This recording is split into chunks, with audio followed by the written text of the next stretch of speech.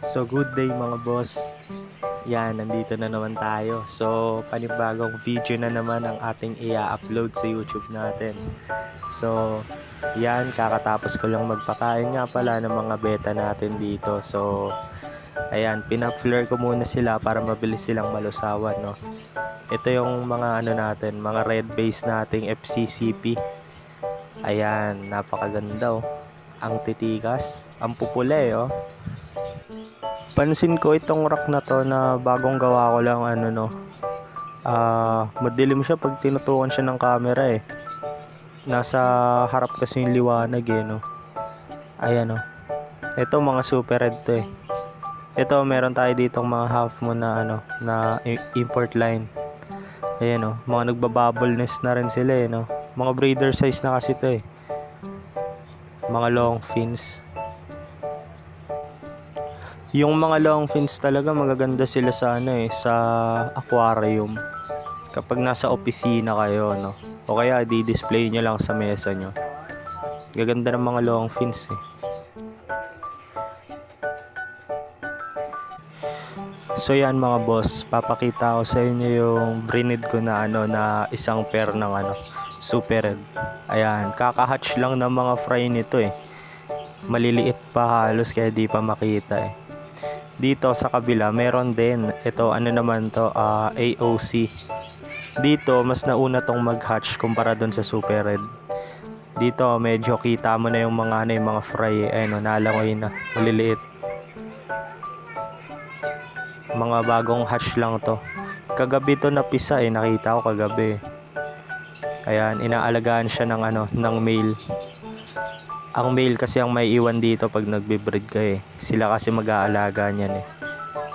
Alagaan nila yan kahit hanggang 1 week. Tapos tanggalin nyo na yung male. Ayos na yan. Ito naman yung ano, yung crossbreed ko ng magkaibang strain ng HMPK. Ayan.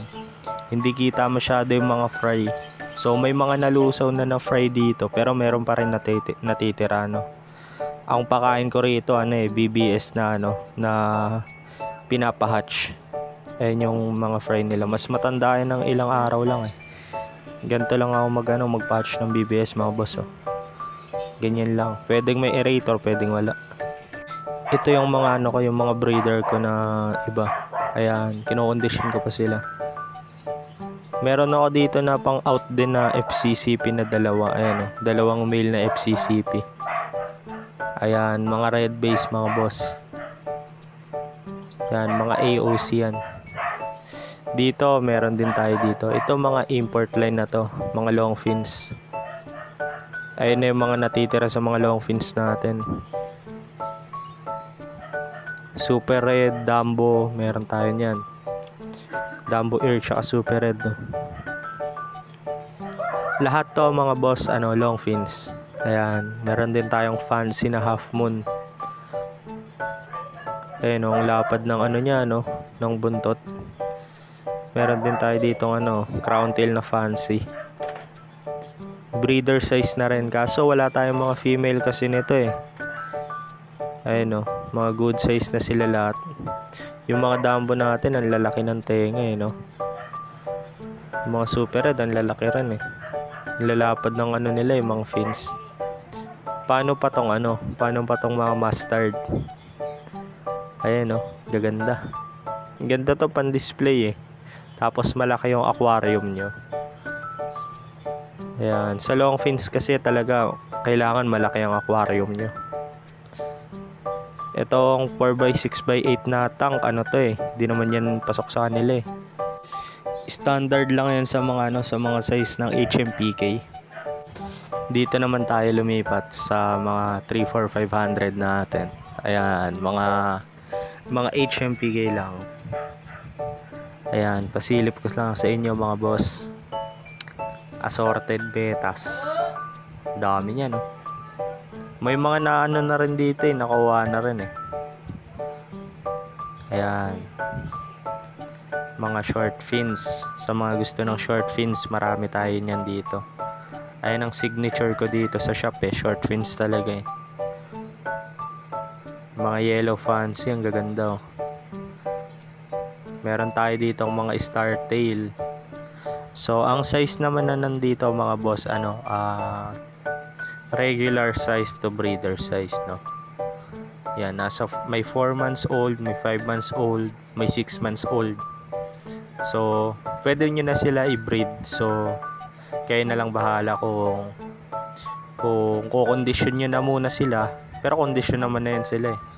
Kita nyo naman nagbabubble nest na eh. Ayan o. So nagsiship nga pala ako nationwide sa mga nagtatanong, no. Nationwide, Luzon, Visayas, Mindanao. Flash Express mga boss. So kapag Luzon lang, mga 3 days to 5 days. Kapag Mindanao, nasa 5 to 7 days. Pero kadalasan 5 days lang eh. Pero buhay naman lahat mga boss. Nakadepende lang talaga sa beta. Baka kasi malagay sila sa mainit na na lugar. Doon nagkakatalo. Pero halos lahat naman ng pinapaship ko buhay, no. Ayan, kapag Metro Manila lang, pwede naman Lalamove. So PM lang kayo sa page ko. Red Phoenix. Marami pa ditong available mga boss. Pwede pa kayong mamili. Mas maganda bumili kasi kapag maraming pagpipilian 'Di ba? Ayan, ipa-flare na muna natin sila, Meron pa pala tayo ditong mga Hellboy, mga HMPK na Hellboy. Meron pa. Meron din akong last pair na lang pala ng Hellboy, tsaka last pair ng Platinum White, Yellow Banana, Super Red. Ayan, tagi-isang pair na lang. Yan na lang 4 na pair na available mga boss. Dito mga boss, meron pa isang double tail. Ayan, double tail na import line. Meron din tayo ditong mga BOCT na crown tail. BOCT na crown tail no. Ayan, mga pa to mga junior size. Ayan mga crown tail na black orchid mga boss. Kaso male lang ang meron, walang female Ayan, mga BOCT.